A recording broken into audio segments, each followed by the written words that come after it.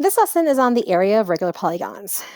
We are going to be able to find the area of regular polygons and look at parts of a polygon that are going to help us out.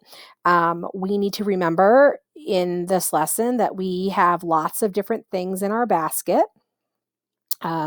We want to create right triangles. When we create right triangles, we have so many options to help us solve problems. If we have a right triangle, we can make this into a right triangle by drawing a altitude. Okay, and as long as it's isosceles, we can draw an altitude, and we have that altitude bisects this opposite side, so it's a median, and it also bisects this angle, so it's an angle bisector. And then we have lots of different options when we have a right triangle. We can use trig. We could use Pythagorean theorem. We could use the properties of special right triangles. So there's so many things for us to jump back to help us out solve problems. So let's look at the parts of a regular polygon, and then we'll talk about finding the area. My slides are out of order, so I'm just going to skip to this one. Okay, so first of all, we know that a regular polygon has all congruent angles and congruent sides. It's also convex, okay? So knowing that, we know that if it has congruent sides, then it must have, and we know that these angles are congruent, then these lines right here, we're going to talk about what these are in a minute, okay, bisect that angle. So then we end up having congruent, those are actually radiuses, and I'll talk more about that in a minute. Radius, we call them the radius of a polygon because they go from the edge to the center, okay? So knowing that, we can draw altitudes. So if we draw an altitude in there, we know that it has bisected, or it has become median of this side. It has bisected this angle up here. So we have options now to be able to find different lengths within this figure. Central angles, we've been talking about them being in a circle. A polygon, a regular polygon, also has a central angle. That central angle is this value right here. So that is the central angle of a polygon. So since we know that all these sides are congruent, then the angles opposite them must also be congruent. We know that all of the degrees around a circle, so if I start right here and I go all the way around, I know that total is 360 degrees. So I can find the central angle, which is this green right here, okay, and I have them in all of my different triangles. I can find that measure of that central angle by doing the total, 360 divided by the number of sides that I have. So in this case here, it's a hexagon. Okay, we should remember the names of our sides. So a hexagon, it has 6 sides. So I can do 360 divided by 6, and I get 60. So I know that the measure of this angle right here is 60 degrees. Well, what happens to that when I draw that altitude to make a right triangle, then this angle right here becomes 30 degrees.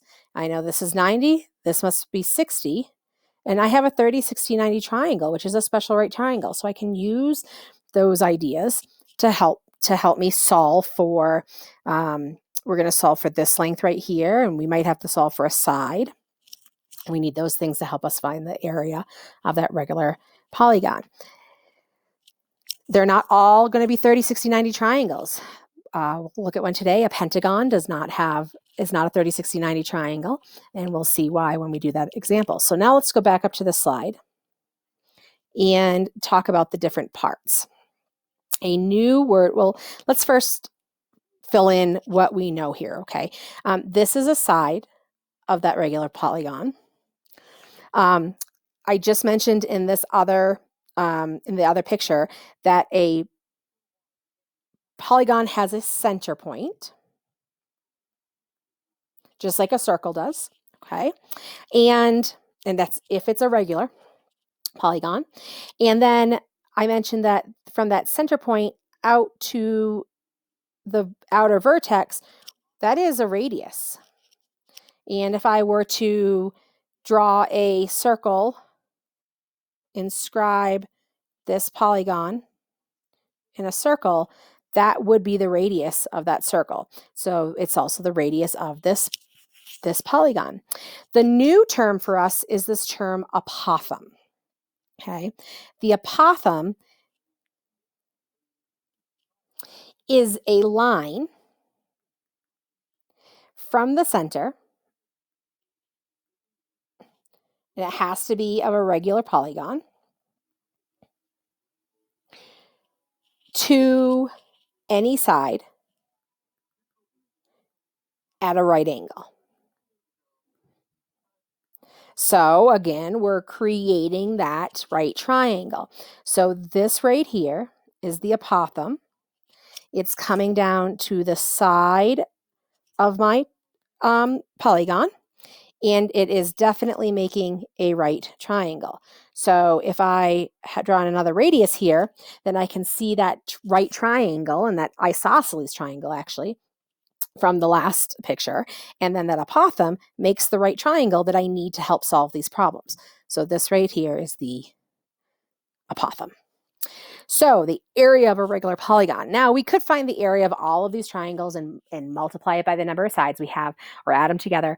But there is a formula for the area of a polygon, and it is that the area is equal to 1/2 the apothem. So that apothem is that little a multiplied by the perimeter. So the perimeter we know is that distance around the figure. And in this case, since we know it's regular, it's just the length of the side multiplied by how many sides you have. The other way that you could write this, and I go back and forth using both, we know that multiplying by 1/2 is the same thing as dividing by 2. So we could write this as the apothem multiplied by the perimeter divided by 2. I think you should be able to use both ways depending on the pieces of information you have. And I'm going to do the problems a couple different ways today so that you can see how that will work.